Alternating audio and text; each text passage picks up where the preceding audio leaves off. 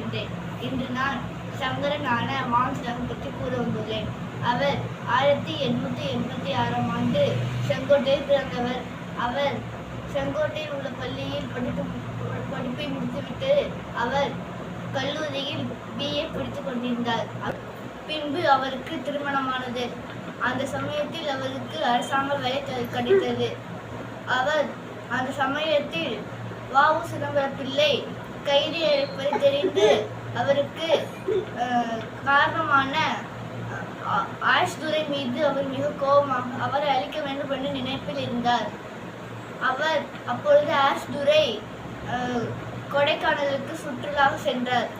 அவர் முதல் பெட்டி ரயிலில் சென்று கொண்டிருந்தார். அப்பொழுது சங்கரனும் 2ஆம் பெட்டியில் கொடைக்கானலுக்கு சென்று கொண்டிருந்தார்.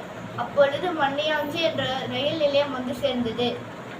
அவர் கீழே இறங்கி அவர் 2ஆம் பெட்டியிலிருந்து கீழே இறங்கி அவர் 1ஆம் பெட்டியில் ஏறினார். அவர் தன் குழந்தைகள் முன்பே ஆஷ்துரை சுட்டுக் கொன்றார்.